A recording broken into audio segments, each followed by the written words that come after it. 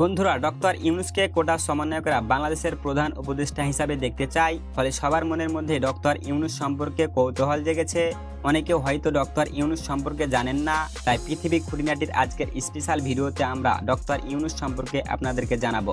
Doctor ইউনূসকে এবং কেন তিনি বাংলাদেশের যোগ্য ব্যক্তি সে সম্পর্কে জানাবো আজকের ভিডিওতে। তাই ভিডিওটি মনোযোগ সহকারে একদম শেষ পর্যন্ত দেখতে থাকুন। তো চলুন শুরু করা যাক আজকের ভিডিও। ডক্টর মোহাম্মদ ইউনূস 1954 সালের 28 জুন চট্টগ্রামের হাটহাজারীতে জন্মগ্রহণ করেন। তার পিতা হাজী দুলা মিয়া সওদাগর এবং মাতা সুফিয়া খাতুন। ইউনূসের পরিবার ছিল মেধাবী এবং শিক্ষিত। তিনি চট্টগ্রাম কলেজিয়েট স্কুল থেকে মাধ্যমিক এবং চট্টগ্রাম কলেজ থেকে উচ্চ মাধ্যমিক পাস করেন। ছোটবেলা থেকে তার মধ্যে নেতৃত্বের গুণাবলী ছিল এবং তিনি স্কাউটের মাধ্যমে বিশ্বের বিভিন্ন দেশ ভ্রমণ করেন, যা তার দৃষ্টিভঙ্গি প্রসারিত করে। তারপর তিনি ঢাকা বিশ্ববিদ্যালয়ে অর্থনীতি বিষয়ে স্নাতক ডিগ্রি অর্জন করেন এবং পরে ফুলব্রাইট বৃত্তির সাহায্যে যুক্তরাষ্ট্রের ভ্যান্ডারবিল্ট ইউনিভার্সিটি থেকে অর্থনীতিতে পিএইচডি ডিগ্রি লাভ করেন। 1972 সালে ডক্টর ইউনূস চট্টগ্রাম বিশ্ববিদ্যালয়ে অর্থনীতি বিভাগে অধ্যাপক হিসেবে যোগদান করেন। তবে তার শিক্ষকতার বাইরে তার মনোযোগ ছিল সমাজের গরিব মানুষের উন্নয়নে। তিনি অনুভব করলেন যে পরিচালিত ব্যাংকিং ব্যবস্থা দরিদ্র মানুষের জন্য কার্যকর নয়।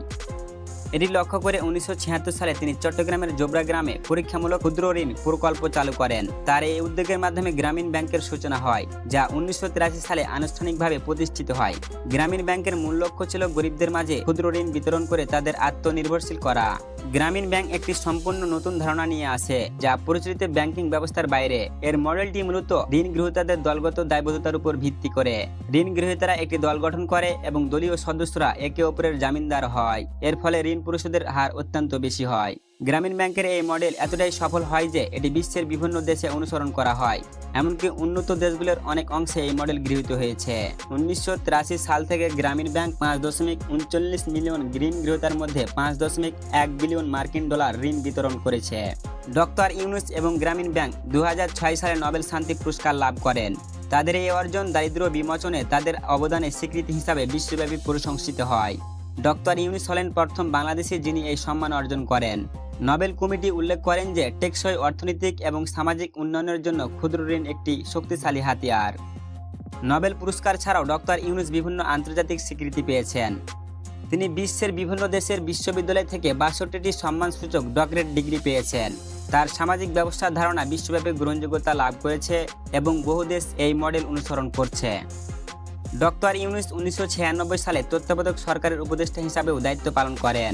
তিনি প্রাথমিক এবং গণশিক্ষা মন্ত্রণালয়, বিজ্ঞান ও প্রযুক্তি মন্ত্রণালয় এবং পরিবেশ ও বন মন্ত্রণালয়ের দায়িত্ব পালন করেছেন।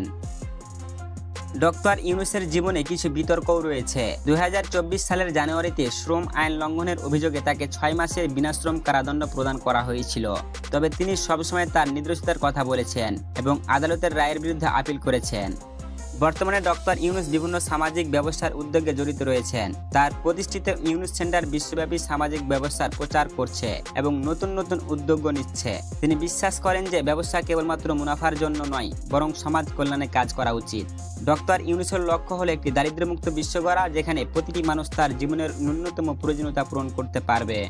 ডক্টর মোহাম্মদ ইউনূসের অবদান এবং সাফল্য শুধুমাত্র বাংলাদেশের জন্যই নয়, বরং সারা বিশ্বের জন্য এক অনুপ্রেরণা। তার অসাধারণ কাজ এবং সাহসিকতা আমাদের প্রত্যেকের জন্য শিক্ষণীয়। ভিডিওটি যদি ভালো লেগে থাকে তাহলে লাইক, শেয়ার এবং কমেন্ট করতে ভুলবেন না। আমাদের সাথেই থাকুন নতুন নতুন কন্টেন্টের জন্য। আল্লাহ হাফেজ।